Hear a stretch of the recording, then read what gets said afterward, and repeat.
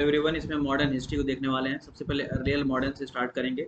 712 से 1200 एडी तक चलता है ये।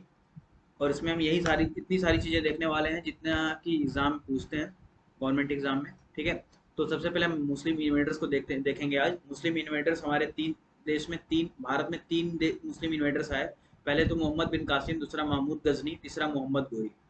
ठीक है, तो सबसे पहले हम मोहम्मद बिन कासिम को देखेंगे। ये देखिए मोहम्मद बिन कासिम। मोहम्मद बिन कासिम एक ईरानियन लीडर था और ये कमांडर था। मोहम्मद बिन कासिम किसका कमांडर था? खलीफा अल हजाज का। खलीफा अल हजाज ईरान का एक लीडर था, खलीफा अल हजाज। ये उनका कमांडर था मोहम्मद बिन कासिम। तो एक क्या होता है कि खलीफा अल हजाज का जहाज से, पानी की जहाज से, मोतियों से भरा जहाज उनका आ रहा होता है पोर्ट पे। तो वो ईरान के ट्राइबल नहीं, ईरान के जो ट्राइबल्स होते हैं वहीं पे उस जहाज को लूट लेते हैं। उस जहाज को लूट लेते हैं, मोतियों को लूट लेते हैं। तो अल खलीफा अल हजाज को लगता है कि ये हिंदुस्तान के राजा ने इस पर अटैक करा है, इसको लूटा है। तो खलीफा अल हजाज अपने कमांडर मोहम्मद बिन कासिम को ऑर्डर देते हैं कि वो भारत जाके सिंध पे जाके हमला कर दे। तो पहला अटैक मोहम्मद बिन कासिम करता है। पहला अटैक 712 एडी में सिंध पे। और उसके राजा कौन रहते हैं? राजा दाहिर सिंह। सिंध के राजा रहते हैं राजा दाहिर सिंह। और ये पहला अटैक 712 एडी में होता है। राजा दाहिर सिंह उसको कड़ी चुनौती देते हैं, बट स्टिल वो हार जाते हैं, उनकी मृत्यु हो जाती है। तो मोहम्मद बिन कासिम वहाँ पे जीत जाता है। और मोहम्मद बिन कासिम जीतने के बाद राजा ताहिर सिंह की बेटियों को यहाँ ईरान ले आता है, अपने यहाँ ले आता है। और अपने यहाँ ले आने के बाद उनकी बेटियाँ थोड़ा स्मार्ट होती हैं। तो उनकी बेटियाँ क्या करती हैं कि खलीफा अल हजाज का ब्रेन वॉश करवा देती हैं। उनको ब्रेन वॉश करवा देती हैं अगेंस्ट मोहम्मद बिन कासिम। मोहम्मद बिन कासिम फिर हो जाते हैं, खलीफा अल हजाज मोहम्मद बिन कासिम के अगेंस्ट हो जाते हैं। और फिर उसके बाद खलीफा अल हजाज ही मोहम्मद बिन कासिम को मरवा देते हैं। खलीफा अल हजाज इनको क्या किल करवा देते हैं, मरवा देते हैं। तो मोहम्मद बिन कासिम के बारे में आपको सिर्फ इतनी जानकारी रखनी है कि क्या रखना है कि मोहम्मद बिन कासिम के बारे में आपको इतनी जानकारी रखनी है कि पहला अटैक कब हुआ था उनका। पहला अटैक हुआ था 712 एडी में। दूसरी बात यह है कि ये सारी इंफॉर्मेशन मोहम्मद बिन कासिम के बारे में कहाँ से मिलती है? मिलती है चचनामा से। चचनामा एक राइटर थे, अननोन राइटर, ये अज्ञात हैं। इनका नाम इन्होंने लिखने के बाद शायद छोड़ दिया या भूल गए, जो भी था। तो इस किताब से इनके बारे में सारी बातें मिलती हैं। ठीक है, तो ये हो गया मोहम्मद बिन कासिम। मोहम्मद बिन कासिम की फिर मृत्यु हो जाती है। फिर उसके कई साल के बाद, करीब 300 साल के बाद, महमूद गजनी अफगान का रहता है। ये भी इंस्पायर्ड रहता है मोहम्मद कासिम से, मोहम्मद बिन कासिम से इंस्पायर्ड रहता है। तो ये क्या होता है, इसके बारे में हम इतनी जानकारी जानेंगे बस जितना एग्जाम में आता है। देखिए 998 एडी में वो अपने बाप को मार देता है। He killed his father in 1998 AD. और उस वो भारत पे 17 बार आक्रमण करता है। 17 बार भारत पे अटैक करता है। पहला अटैक वो करता है 1001 एडी में, पंजाब अटैक में। ठीक है, पहला अटैक कब करता है? पंजाब में 1001 एडी में। फिर उसके बाद अटैक करता है, इंपॉर्टेंट अटैक है ये, पंजाब अटैक हो गया। फिर मुल्तान अटैक करता है 1004 एडी में। फिर सोमनाथ टेम्पल पे लास्ट टाइम अटैक करता है। लास्ट टाइम सोमनाथ मंदिर पे 1025 एडी में। तो 1025 एडी में वो सोमनाथ टेम्पल पे लास्ट टाइम अटैक करता है। हालांकि उसके पहले भी कई बार कर चुका होता है सोमनाथ टेम्पल पे महमूद गजनी ने, लेकिन वहां से कुछ ले नहीं पाता है, कुछ लूट नहीं पाता है। और जब वो लास्ट टाइम अटैक करता है 1025 एडी में सोमनाथ टेम्पल पे, तो वहां से कुछ चीजें लेके भाग रहा होता है। लेकिन जैसे वो नदी के पास पहुंचता है, समुद्र के किनारे पहुंचता है, अपना जो सामान लूटा होता है उसको पोर्ट पे लाते हैं, उस पे शिप पे रखने के लिए। तो वहां पे जाटों ने इसको देख लेते हैं। जाट देखने के बाद इसकी यहाँ पे हालत खराब कर देते हैं महमूद गजनी की। जाट उसको क्या करते हैं, बहुत मार मारते हैं। मारने के बाद फिर वहां से वो भाग जाता है वहां से। बिना सामान, जितना सामान सब सोमनाथ टेम्पल से लूटा होता है, सब जहाज, सब पानी में, समुद्र में गिरा देता है और वहां से भाग जाता है। वहां से भागने के बाद 1027 में वो फिर अटैक करता है। वहां से भागने के बाद 1027 में फिर वो जाट कम्युनिटी के अगेंस्ट अटैक करता है। तो वहां पे जाट कम्युनिटी के अगेंस्ट अटैक करता है। हालांकि वहां पे वो अटैक करने के बाद जीत भी जाता है, फिर वहां से वो भाग जाता है। फिर वो 1030 में उसकी मृत्यु हो जाती है, 1030 में। ठीक है, तो महमूद गजनी के बारे में आपको सिर्फ इतनी जानकारी रखनी है। क्या? कि उसने भारत पे 17 बार आक्रमण किया, और भारत पे 17 बार आक्रमण किया, और पहला अटैक कब किया था? 1001 एडी में। और दूसरा, उसके बाद कई सारे अटैक किए 17 बार। पहला अटैक किया था 1001 एडी में, और मुल्तान अटैक इंपॉर्टेंट है, 1004 एडी में करता है। सोमनाथ टेम्पल लास्ट टाइम 1025 में करता है। फिर जाट कम्युनिटी के अगेंस्ट ही लास्ट अटैक, इसका लास्ट अटैक है, जाट कम्युनिटी के अगेंस्ट करता है 1027 एडी में।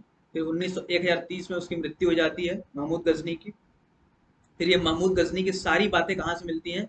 एक किताब से मिलती है जिसका नाम है किताब उल हिंद। तो ये लिखा गया है अल बरूनी के द्वारा, किताब उल हिंद लिखा गया है अल बरूनी के द्वारा। महमूद गजनी के बारे में सारी बातें यहीं से मिलती हैं, ठीक है। तो ये हो गया महमूद गजनी के बारे में। और हम उसके बाद तीसरा इन्वेडर कौन था? पहला मोहम्मद बिन कासिम के बारे में देख लिया, महमूद गजनी के बारे में देख लिया, मोहम्मद गोरी। थर्ड और सबसे मोस्ट इंपॉर्टेंट है एग्जाम पॉइंट ऑफ व्यू से, Mohammad Ghori.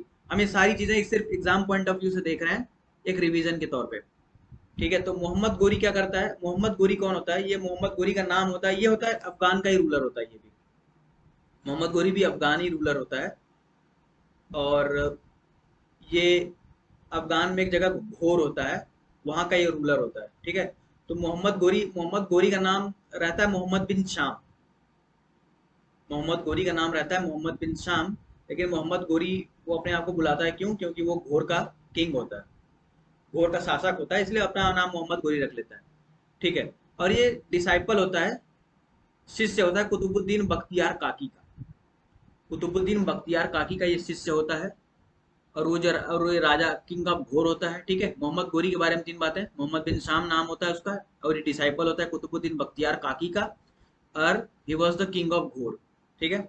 And he did first attack कब? पहला अटैक कब करता है? मुल्तान पे 1175 एडी में, ठीक है। वो 1175 एडी में पहला अटैक करता है मुल्तान पे। मुल्तान पे पहला अटैक करता है 1175 एडी में। और उसके राजा, मुल्तान के राजा उस टाइम पे कौन होते हैं? मूलराज सेकंड, मूलराज द्वितीय उसके राजा होते हैं, ठीक है। The king was Mulraj second. Second attack करता है माउंट आबू पे 1178 एडी में।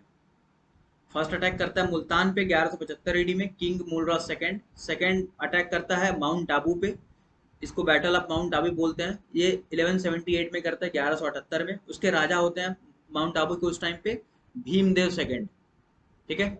भीमदेव सेकंड राजा होते हैं। फिर तीसरा अटैक करता है ढिल्लिका पे, यानी कि दिल्ली पे। तीसरा अटैक दिल्ली पे करता है 1191 में, 1191 में, ठीक है। 1191 में उसको बोलते हैं बैटल ऑफ तराइन। तराइन का युद्ध बोलते हैं, तराइन का प्रथम युद्ध होता है। ये बिटवीन होता है गोरी वर्सेस मोहम्मद गोरी वर्सेस पृथ्वीराज चौहान, ठीक है। ये पता है ये तराइन का युद्ध क्यों होता है? क्योंकि यहाँ से पृथ्वीराज चौहान की हो रही होती है जयचंद से। तो जयचंद उनको क्या करते हैं? पत्र लिखते हैं, लेटर लिख के मोहम्मद गोरी को बुलाते हैं अपने यहाँ, मोहम्मद गोरी को बुलाते हैं। एक्चुअली इसके पीछे हिस्ट्री है, जयचंद के पीछे एक हिस्ट्री है जो कि एग्जाम में कभी आता भी नहीं है। उसमें क्या होता है कि एक किंग होते हैं अजमेर के, जिसका नाम होता है आनंद पाल। आनंद पाल किंग ऑफ अजमेर होते हैं, और इनकी पुत्री होती है कर्पूरी। मैं बता देता हूँ, अच्छा थोड़ा सा एक सिंपल देखो, किंग ऑफ अजमेर होते हैं, ठीक है, अजमेर। और इनकी बेटी होती है, डॉटर होती है कर्पूरी, उसका नाम होता है कर्पूरी, उसका नाम होता है। और कर्पूरी क्या करती है? कर्पूरी मैरी कर लेती है, शादी कर लेती है सुमेश्वर सिंह चौहान से। सुमेश्वर चौहान, सुमेश्वर चौहान, बहुत शॉर्ट में बता रहा हूँ।